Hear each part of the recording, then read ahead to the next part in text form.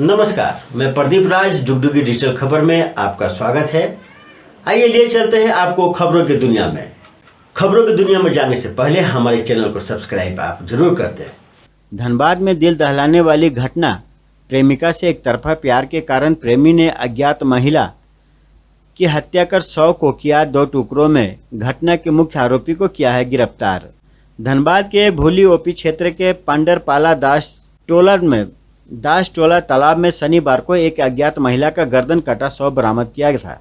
धनबाद के भूली ओपी क्षेत्र के पांडरपाला दास टोला तालाब में शनिवार को एक अज्ञात महिला का गर्दन कटा शव बरामद किया गया था। घटना की जांच में पता चला कि हत्या की घटना को अंजाम देने वाले आरोपी इरफान अंसारी उर्फ कल्लू वहीं के दास टोला का ही रहने वाली एक युवती से एक तरफा प्रेम करता था। इस एक तरफा प्रेम का विरोध लगता युवती के घर वाले करते थे। इसी से आहत होकर आरोपी इरफान अंसारी उर्फ कल्लू ने एक अज्ञात महिला की हत्या कर उसकी प्रेमिका के घर में खींचकर तस्वीर सोशल मीडिया में वायरल कर दी ताकि प्रेमिका के घर वाले इस हत्या मामले में फंस सके। घटना के बाद पुलिस महज 48 घंटा के अंदर आरोपी को गिरफ्तार कर उसकी निशानदेही पर महिला का शव का बाकी हिस्सा भी बरामद कर लिया है। वहीं मामले को लेकर Dhanbad DSP law and order Deepak Kumar ने बताया कि आरोपी पंडरपाला दास टोला की एक युवती से एक तरफा प्यार करता था और उसके भाई से विवाद होने के बाद बदला लेने के लिए घटना को अंजाम दिया था। साथ ही आरोपी ने धनबाद स्टेशन के पास से एक महिला को बहला फुसलाकर अपने साथ लाया और उसकी हत्या कर दी। हत्या के बाद आरोपी ने महिला का सिर काटकर उस महिला के मामा के घर के आंगन में रखा और उसकी तस्वीर वायरल कर दी। पुलिस ने आरोपी की निशानदेही पर महिला की धड़ पप्पू तालाब के दूसरे छोर पर झाड़ियों से बरामद कर लिया है और आरोपी को जेल भेज दिया गया है।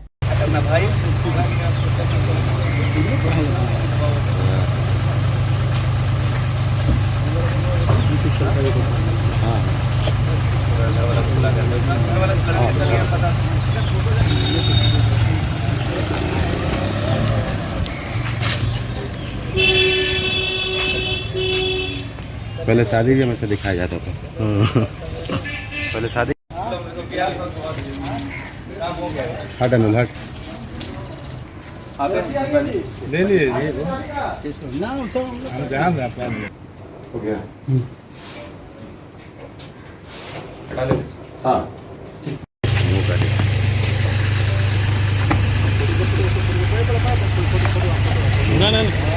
नहीं जाती मुँह नहीं दिखाना। चलिए आते हैं। हाँ भैया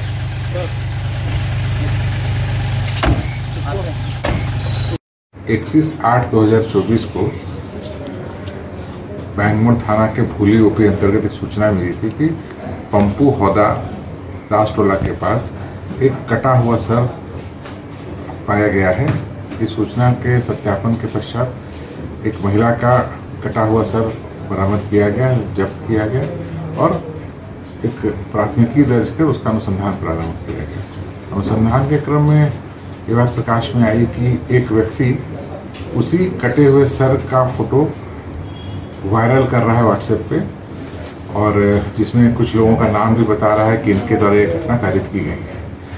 इस संदर्भ में वरीय पुलिस अधीक्षक महोदय के द्वारा एक एसआईटी का गठन करते हुए कांड का उद्भेदन के लिए चिन्हित किया गया। उस एसआईटी के द्वारा जब इस कांड का अनुसंधान किया गया और उस व्यक्ति को चिन्हित किया गया तो पाया गया कि वह व्यक्ति इरफान अंसारी के नाम का व्यक्ति था जो इस्लामपुर पांडरपाला का रहने वाला था। उसको पुलिस हिरासत में लिया गया, उसकी पूछताछ की गई। पूछताछ में उसने बताया कि वह एक महिला से एक तरफा प्यार करता था और उस महिला के भाई और मामा के द्वारा उसका विरोध किया जाता रहा है। पहले उनकी आपस में लड़ाई भी हुई, कहासुनी हुई थी। इसी बात का बदला लेने के लिए उसने ये योजना बनाई और एक महिला जिसे उसने धनबाद स्टेशन के पास से वह उस महिला से मिला, उसको बहला फुसला कर अपने पास ले आया और उसकी हत्या कर दी और उसका सर काट कर पहले जिस महिला से प्यार करता था उसके मामा के घर के पास ले जाकर उसने फोटो खींचा और उसको वायरल किया ताकि यह प्रकाशित कर सके वो कि यह घटना उस महिला के परिवार के जनों ने ही की है। और इसके बाद वो उस सर को तालाब में फेंक दिया, उसके धड़ को भी पास ही फेंक दिया, जिसे हमने उसके स्वीकारोक्ति बयान के आधार पर बरामद कर लिया है। अनुसंधान चल रहा है। महिला की कोई पहचान हो जाएगी?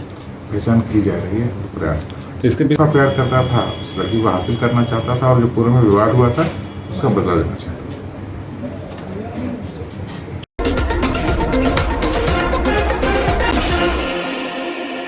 आश्वासन पर अमल नहीं होने से आक्रोशित पीडीएस विक्रेताओं का हड़ताल पर जाने का निर्णय। आगामी 10 सितंबर के बाद राज्य में कभी भी हो सकती है राशन वितरण व्यवस्था ठप। दुमका प्रतिनिधि झारखंड सरकार के विभागीय मंत्री एवं आपूर्ति विभाग से राज्य के 25,000 जन वितरण प्रणाली विक्रेताओं को अपनी विभिन्न मांगों पर लगातार मिल रही आश्वासन पर अमल नहीं किए जाने से राज्य के जन वितरण प्रणाली विक्रेताओं ने भी हड़ताल में जाने का मन बना लिया है। आगामी 10 सितंबर के बाद कभी भी राज्य में राशन वितरण व्यवस्था ठप हो सकती है। उक्त जानकारी देते हुए fair price shop dealer association के प्रदेश अध्यक्ष सह जिला अध्यक्ष ओंकार नाथ झा ने बताया कि लगातार सर्वर की लचर स्थिति के साथ साथ 2G मशीन से अनाज वितरण किया जा रहा है। कोरोना काल से लेकर जुलाई 2024 तक डीलर कमीशन बकाया रहने, अनुकंपा को पूर्व की भांति लागू करने, अप्रैल 2024 से बढ़े हुए दर से कमीशन को भुगतान किए जाने, दुकानों को पेपरलेस करने, घटिया भार मापक यंत्र की मरम्मत के नाम पर डीलरों का शोषण बंद करने, राज्यांश और केंद्रांश के चक्कर में डीलरों को नियमित कमीशन नहीं मिलने जैसे विषयों पर कई बार विभागीय मंत्री एवं अधिकारियों से एसोसिएशन की वार्ता हो चुकी है, मगर विभाग सिर्फ आश्वासन देते आ रहा है। डीलरों को नियमित कमीशन का भुगतान नहीं होने से राज्य के विक्रेता आर्थिक रूप से जर्जर हो चुके हैं। अगर सरकार अब भी हमारी मांगों पर विचार नहीं करती है तो आगामी 10 सितंबर के बाद दुकानों में मजबूरन तालाबंदी करनी पड़ेगी। उन्होंने कहा कि विगत 30 जुलाई को विभागीय सचिव एवं संयुक्त सचिव के साथ एसोसिएशन की हुई वार्ता में सभी विषयों पर सहमति बनने के साथ ही 1 माह में इसे लागू करने की बात कही गई थी। उन्होंने कहा कि पूरे राज्य में सर्वर की घोर कमी से वितरण व्यवस्था प्रभावित होने, 4G को अब तक चालू नहीं करने, समय पर कमीशन का भुगतान नहीं होने पर राज्य के सभी विक्रेता आक्रोशित हैं। हमारी नहीं तो अपने पिता की बात तो माने हेमंत सोरेन, पेड़ पर चढ़ने वालों को पुलिस में करे बहाल।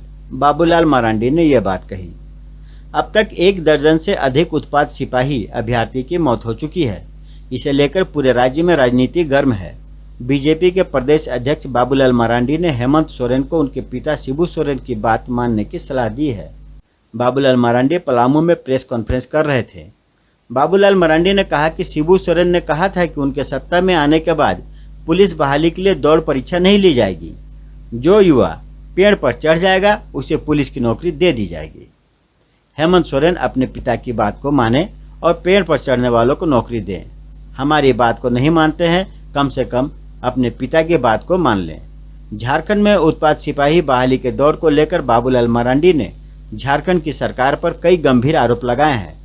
बाबूलाल मरांडी ने कहा कि उत्पाद सिपाही के 573 पदों पर भर्ती होनी है। अब तक 14 अभ्यर्थी और 1 पुलिस जवान की मौत हो गई है। बाबूलाल मरांडी ने कहा कि राज्य की सरकार अंतिम समय में बहाली ले रही है और युवाओं को मौत के मुंह में ढकेल रही है। उत्पाद सिपाही कौन से ऐसे अपराध के खिलाफ कार्रवाई करने वाले हैं जिसके लिए उन्हें 1 घंटे में 10 किलोमीटर की दौड़ लगवाई जा रही है। बाबूलाल मरांडी ने कहा कि उन्होंने 1 लड़कों से बात की थी। एडमिट कार्ड जारी होने के 15 दिनों के अंदर ही दौड़ शुरू हो गई है। तैयारी के लिए कम से कम 3 महीने का वक्त दिया जाना चाहिए था। हेमंत सोरेन को युवाओं के जीवन के साथ खिलवाड़ नहीं करना चाहिए था। असम सीएम हेमंता बिस्वा शर्मा ने हेमंत सरकार से 15 सितंबर तक दौड़ रोकने की मांग की है। परिजनों को 1-1 लाख की सहायता देने की भी घोषणा की है। उत्पाद सिपाही बहाली में मौत पर सियासत तेज हो गई है। असम सीएम हेमंता बिस्वा शर्मा ने हेमंत सरकार से 15 सितंबर तक दौड़ रोकने की मांग की है। इसके साथ ही उन्होंने बीजेपी की ओर से मृतक अभ्यर्थियों के परिजनों को 1-1 लाख रुपए की सहायता देने की घोषणा की है। हेमंत सरकार से उत्पाद सिपाही बहाली के दौरान दौड़ में शामिल वैसे युवक जिनकी मौत हो गई है, उनके परिवार को 50-50 लाख रुपए का मुआवजा और सरकारी नौकरी देने की मांग की है। तो हम हेमंत सोरेन को जरूर याद कराएंगे कि हम लोगों की बात तो वो मानते नहीं। कम से कम वो अपने पिताजी के बात तो मान ले। उन्होंने अपने पिताजी ने क्या कहा था कि हमारी सरकार बनेगी तो किसी बच्चों को दौड़ाएंगे, पढ़ाई लिखाई कुछ नहीं जरूरत है, पेड़ पर चढ़ेगा उतरेगा उसको सिपाही बना देंगे। तो भाई ये कौन सी दुश्मन को एक्साइज वाला पकड़ने वाला है कि इतना जो 1 घंटा में 10 किलोमीटर दौड़ा। इतना को व्यवस्था है, बच्चों की मौत के लिए उन्होंने सजा रखी। हम कुछ लड़कों से बात किए थे, आखिर ये हो कैसे रहेगा। एक तो जब इन्होंने एडमिट कार्ड दिया और 15 दिनों के अंदर में दौड़ा रहे, कम से कम 3 महीना बच्चे दौड़ करते प्रैक्टिस करते तो ये घटनाएं नहीं होती। दूसरा जो एक सेंटर में 6-6 हजार बच्चों का रखा है और रात के 12 बजे से लाइन में लोग लगते हैं बच्चे और 10-12 बजे उनका नंबर आता है। यानी कुल मिलाकर के रात भर कोई जागेंगे तो फिर बीपी तो बढ़ेगा ही, और दौड़ेंगे तो फिर उसका जो दुर्घटना हो रही है वो किसी से छुपा हुआ है।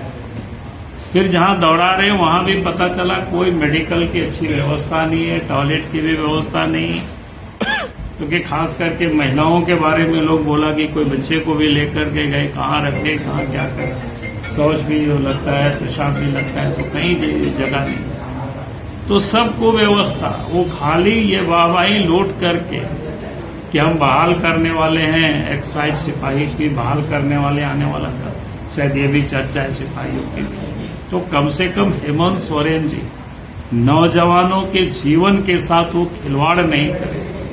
अरे उनको बहाल करना है तो हम लोगों की बात नहीं मान रहे, तो पिताजी की बात मान करके बहाल कर दे। ये 15 युवाओं का अभी तक मृत्यु हो चुका है।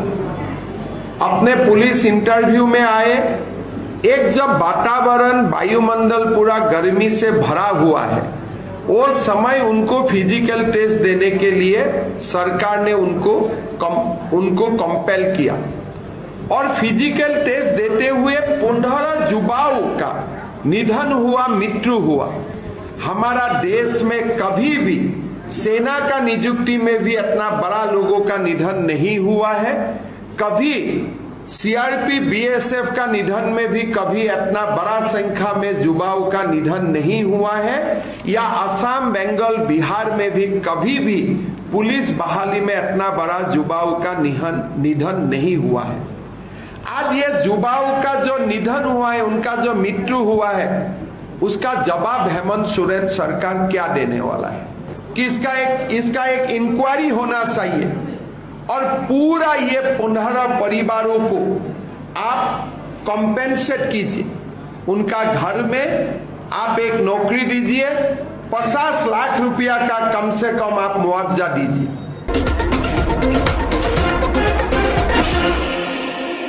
राजद के आह्वान पर प्रदेश स्तरीय 1 दिवसीय धरना प्रदर्शन संपन्न। नवगछिया प्रदेश स्तरीय 1 दिवसीय धरना प्रदर्शन नवगछिया 0 माइल डॉक्टर अंबेडकर चौक पर शांतिपूर्ण संपन्न हुआ।